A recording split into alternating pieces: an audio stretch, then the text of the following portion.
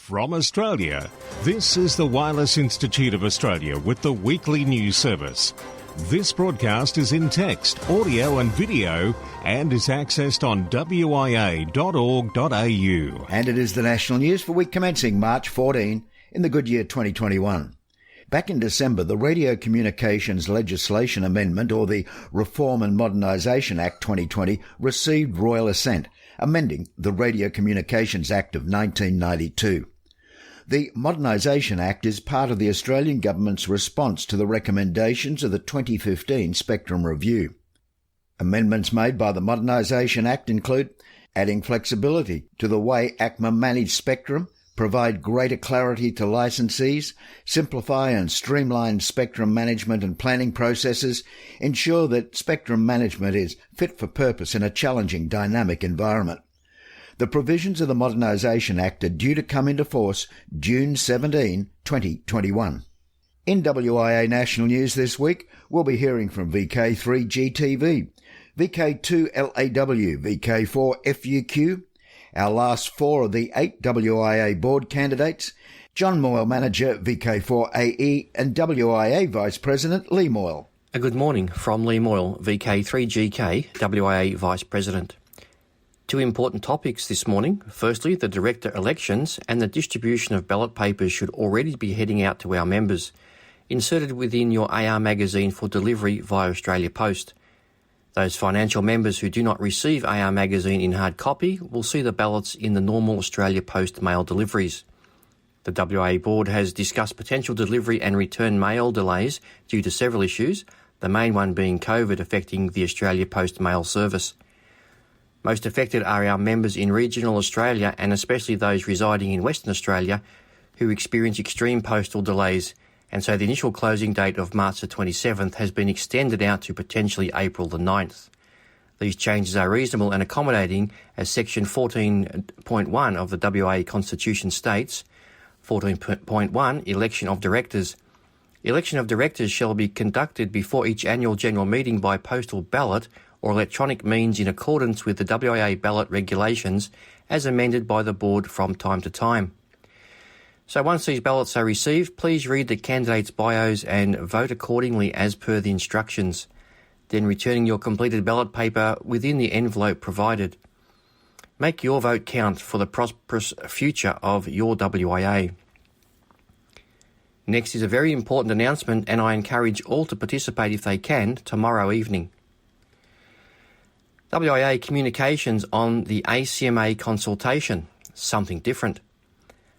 On Monday, March the 15th at 7:30pm Eastern Daylight Time, 0830 Zulu, the WIA will attempt something new in an effort to communicate with members the scope and challenges presented by the ACMA's consultation paper on future amateur radio service licensing.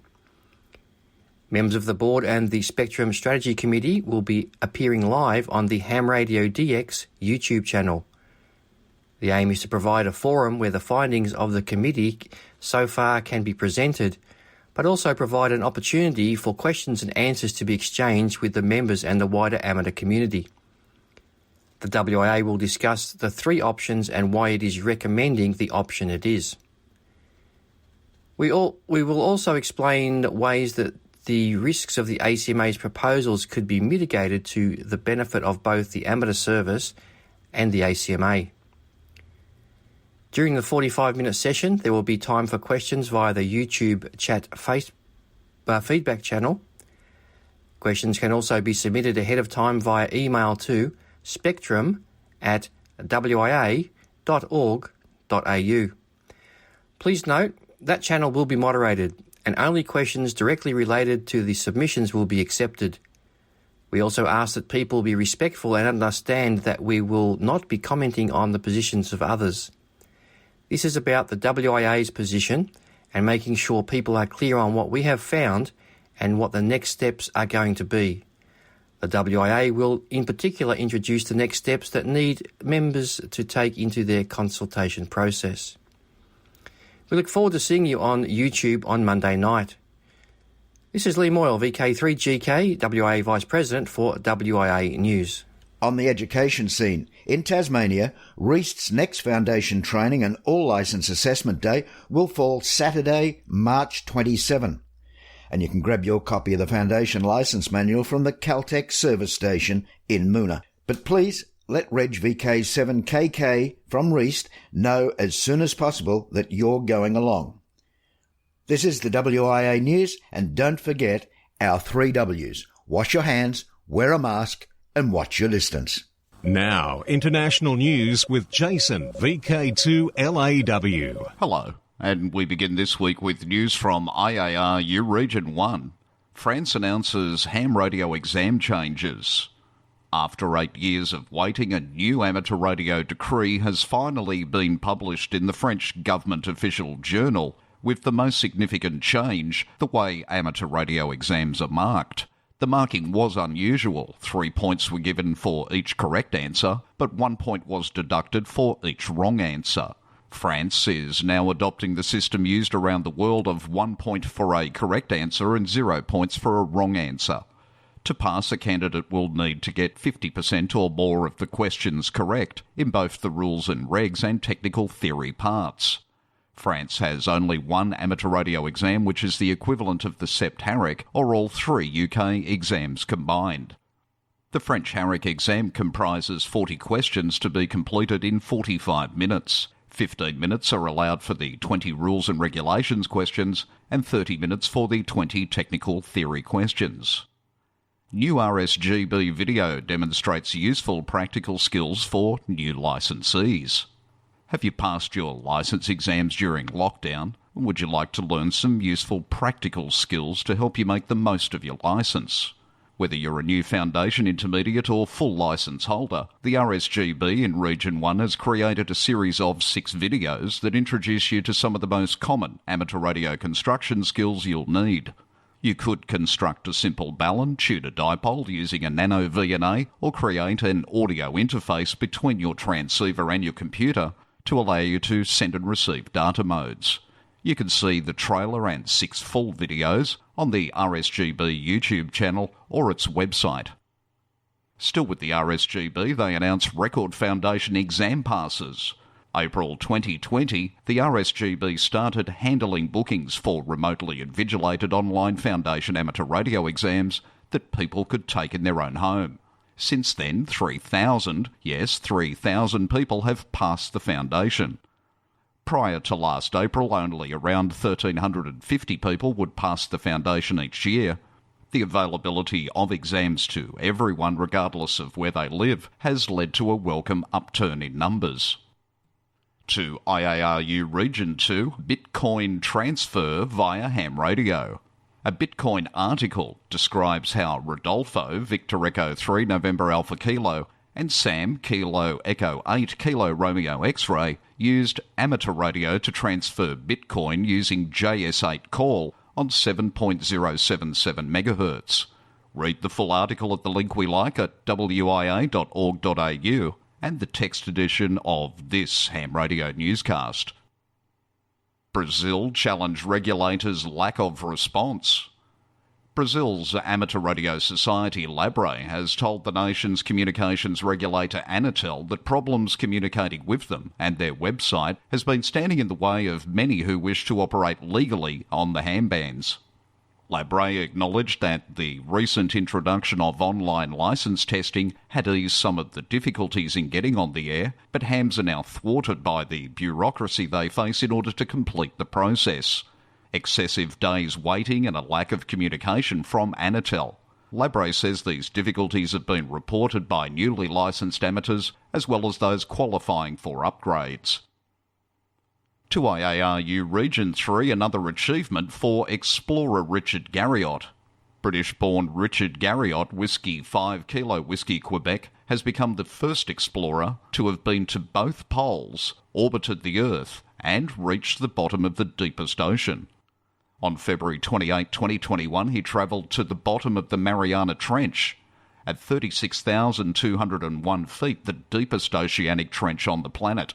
Richard's US amateur radio call sign, Whiskey 5 Kilo Whiskey Quebec, recently expired, but in a tweet sent March 7, he said he would be renewing his licence as soon as possible. Richard's father was astronaut Owen K. Garriott, Whiskey 5 Lima Foxtrot Lima, who, in 1983, during an STS-9 Columbia mission, made the first amateur radio contacts from space. For WIA National News, in Sydney, I'm Jason, VK2LAW.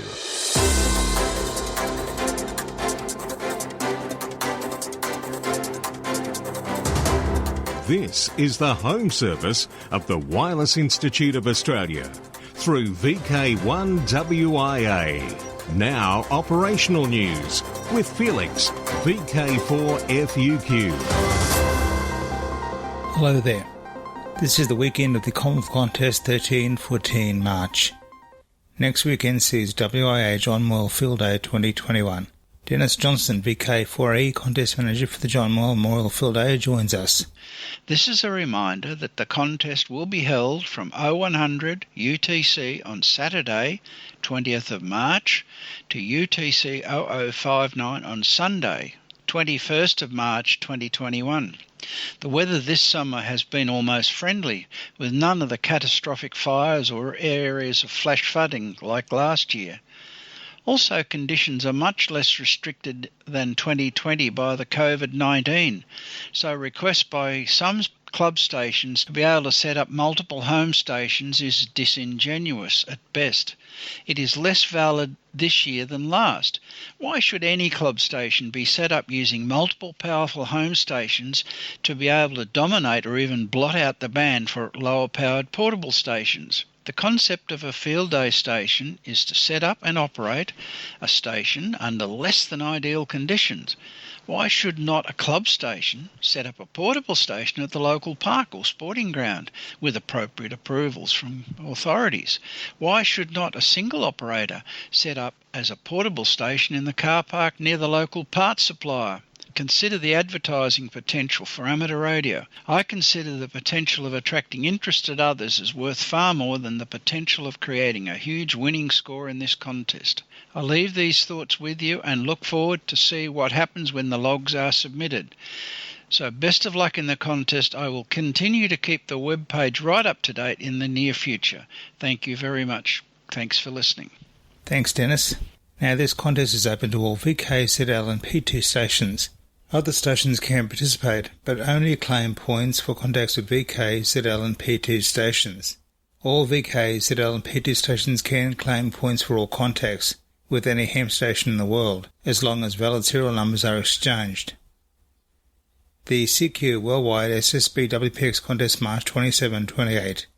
The CQ Worldwide CW WPX Contest May 29-30. April 25 AM CW Anzac Day. Monday 25th from 9 AM on 7125 kHz AM. DX window. Many special event stations prefer Bureau QSL cards via the OQRS system, as I mentioned in my last broadcast. Several non-readers, purely listeners, asked if I mind repeating it someday. So, this system is where you go online, request a QSL card via the Bureau, and one is sent to you for free. No sending of a QSL card from you as the operator is required. OQRS saves WIA amateurs and organisations money, as the special event station is not usually interested in receiving a card.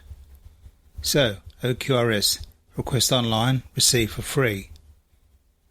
GB2CR Scotland until March 18. The special call sign suffix CR stands for Collins Radio, and the operators will be using vintage valve radio equipment manufactured by Collins. 8 to 10 metres, mostly SSB with some CW. Vatican, HV. Look for HV0A in the AWL International SSB DX Contest March 27-28. QSL via IK0FEC. St. Petersburg Special Event. Look for call sign R125PR to honour the world's first radiogram ever sent. 125 years ago on March 24, 1896, Alexander Popov completed the first ever radio transmission at the Russian Physical and Chemical Society of St. Petersburg Imperial University. The radiogram consisting of 2 words, Heinrich Hertz, transcending the distance of 250 metres.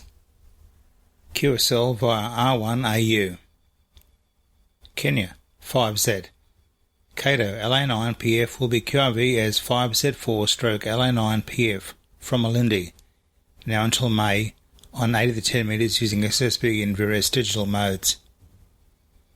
Antarctic Operation. Alexei is active as RI-01ANT from Antarctica until May 30th, from Russian Progress and Vostok base stations on 40 metres and higher, using CWNFT8. QSL via RX6A.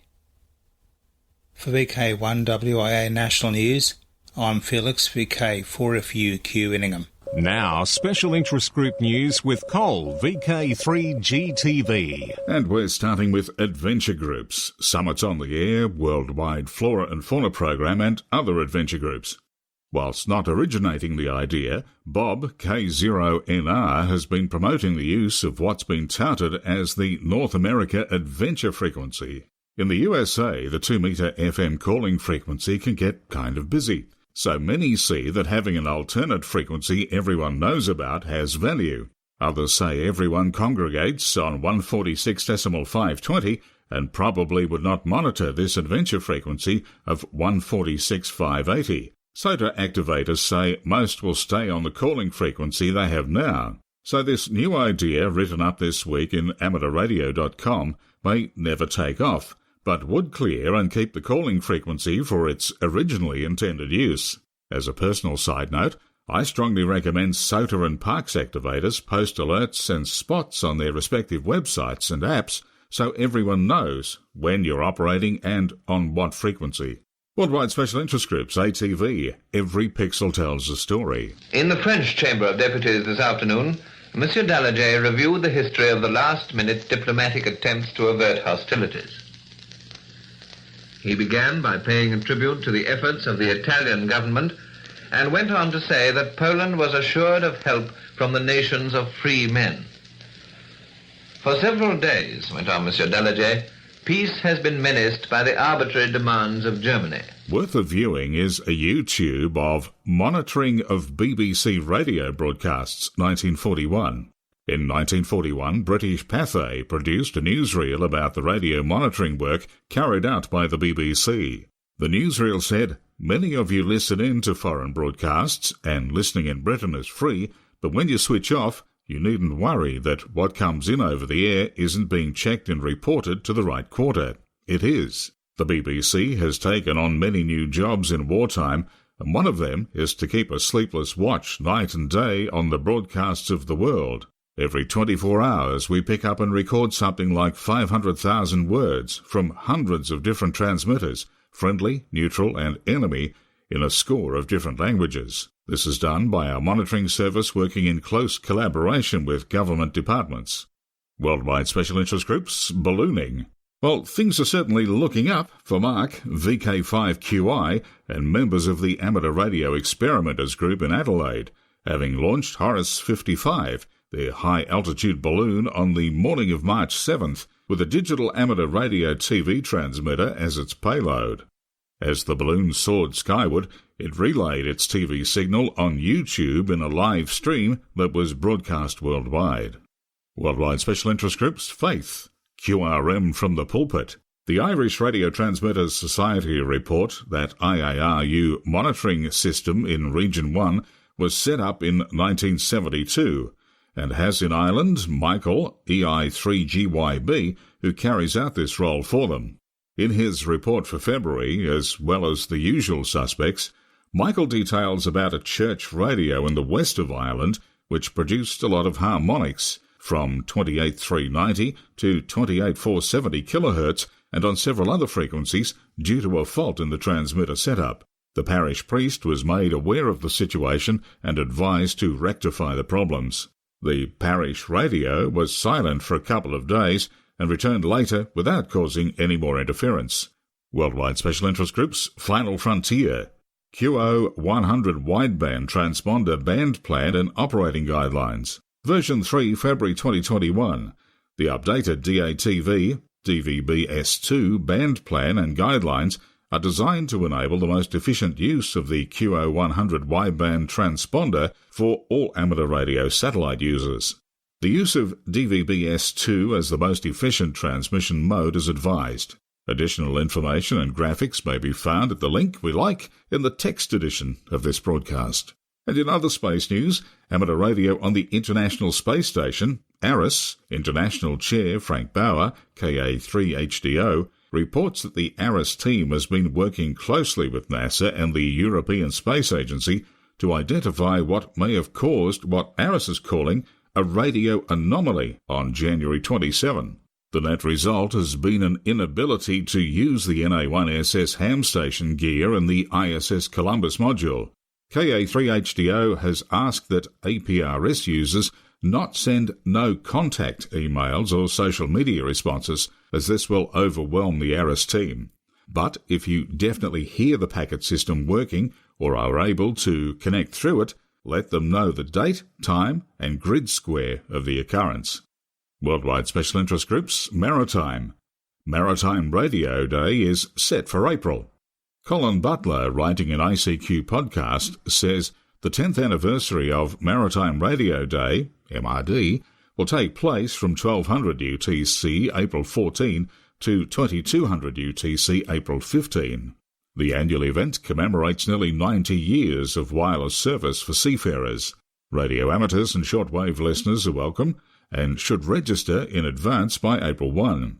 All traffic must occur around the international naval frequencies on amateur radio bands, and you can see that frequency list in the text version of this broadcast at wia.org.au. Worldwide Special Interest Groups, YOTA, COVID-19 situation and YOTA camps.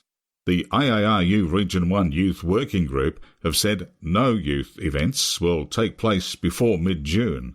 Those scheduled for later in the year will be reviewed as the pandemic situation evolves. In a very proactive approach, and one set to safeguard not only the young hams but the world at large, IARU Region 1 has adopted this approach. Youth events scheduled before the end of June will not take place. These events make social distancing difficult, and IARU does not believe it will be possible for them to take place. Other 2021 events will remain in the calendar for the time being, but will be reviewed prior to each event and make an announcement about whether it will take place. Generally, this will be 4 months prior to the scheduled date. IARU Region 1's intent, which is to be applauded, is to ensure that any events which take place do so in an environment which respects national requirements for pandemic control and which does not place at risk the health and well-being of those participating. And that's the latest Worldwide Special Interest Group news for this week. I'll catch you next week with more. I'm Col, VK3GTV. From Australia, this is the Wireless Institute of Australia with the weekly news service. Available on RF and on demand 24/7 from the WIA.org.au website. Now, don't forget, it's almost time to vote. The order of names appearing on the ballot paper are as follows: Peter Schrader, Peter Dernicus, Greg Kelly, Stephen Green, Peter Klee, Chris Dimitrovic, Scott Williams, David Ousel. Members will be asked to vote for a maximum of 4 nominees. You just strike out the names of the nominees not voted for when you get your ballot paper, and you must return your vote before the 9th of April. Don't forget that newer date, 9th of April, as we heard in Lee's item at the top of this newscast. Now let's hear the remaining 4 of the 8 candidates. Last week we heard from candidates 1 to 5, with number 3 not providing a bio. Nor again for this week, so this week just 3, VK3FY, VK3KJ and VK2DU. Number 6 on the ballot paper, VK3FY. Hi, I am Chris Dimitrievich, VK3FY, and I am seeking your support in the forthcoming WIA board election. I've been a licensed amateur radio operator since 1979. Married with 3 children, 2 are currently licensed amateur radio operators. I've been active in various amateur radio clubs, including a long-time WIA member. Also a WIA accredited assessor 3-005 for 16 years and currently an AMC assessor and vigilator. President of the South Pacific Contest Club from 1985 to the present, founder and current trustee of the Oz Repeaternet. What do I believe in? Bringing greater value and transparency to the members of the WIA, greater participation of the entire amateur base, having closer partnerships with the WIA members, clubs, the ACMA and the AMC. We need to increase the membership base of the WIA, introducing the hobby to younger generation and to the community at large, involving the younger generation in competitions within the hobby. This is how I introduced my sons to the hobby through the John Moyle Memorial Field Day.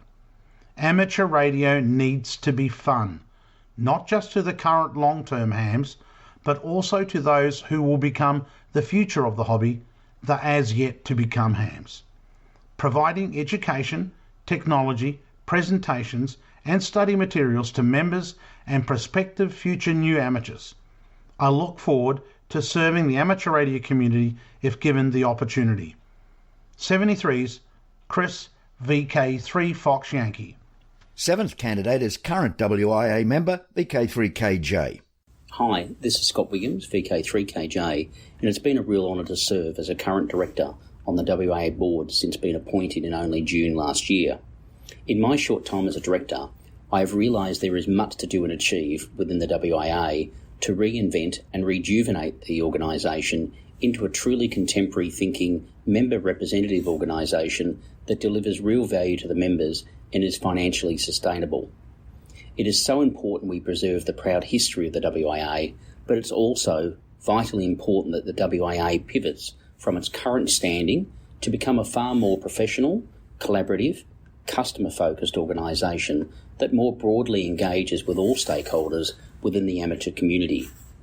Embracing change is something every director, being past, current or future, should accept, as we all work together to improve and advance this wonderful interest of amateur radio. A little about me. I'm currently the CEO of a member-based association operating in the building and construction industry, and I've held this role or similar roles in the not-for-profit sector for the past 12 years. I have also held executive management positions within companies like NEC, Panasonic, Lucent Technologies, as well as operating my own businesses. I also currently sit on several government and industry boards within the building and construction industry, bringing vital balanced engagement, relationship management and advocacy skills to the WIA board. With over 40 years as a licensed operator and with my current professional background, I look forward to your ongoing support to continue to shape and advance the WIA into the future. 73s and sincere thanks. Scott, VK3KJ. Thanks, Scott. Now to the last name on the ballot, David Ousel. Hi, this is David Uzel, VK2DU, running for WIA Director. Having been involved in running Jota since I was a scout, and first going for my novice at 16, missing by one, I was discouraged at the time and didn't sit for my licence again until my early 30s, having missed all those years of fun. Since then, I've been involved in the WIA exam service, volunteered on the Education Committee and the ACMA Syllabus Review Panel. I am an AMC examiner and also a volunteer examiner for the ARRL. I work hard to encourage people to get involved and will assist people to get their licence any way I possibly can, having done exams in New South Wales and Queensland, both city and country. I try to get new amateurs wherever I go. I would like to represent members, get a more responsive WIA, and advocate to regulators as well as government about WIA, amateur radio, and what we have to offer as a collective group of communications practitioners and enthusiasts. Thank you for listening to me and this WIA weekly broadcast. 73. David Uzel, VK2DU. Unfortunately, again this week, we are missing the third candidate on the list, current WIA President Greg. But we did manage to hear from 7 out of the 8, so I guess that wasn't too bad. This is VK1WIA. All points of contacts from today's news stories are to be found in print when you read the web editions. www.wia.org.au. To the social scene, VK7 Meet the Voice Barbecue at Ross next Sunday, March 21. Redfest, April 10. Mayhem, that's at the Wyong Racecourse, May 30. Zerg Convention, Mount Gambier, June 12 and 13. And Rosebud Radio Fest by Spark on November 14. Now till next we meet, I'm Graham, VK4, Baker. Walk softly. From Australia, this has been the Wireless Institute of Australia with the weekly news service. This broadcast is in text, audio and video and is accessed on wia.org.au.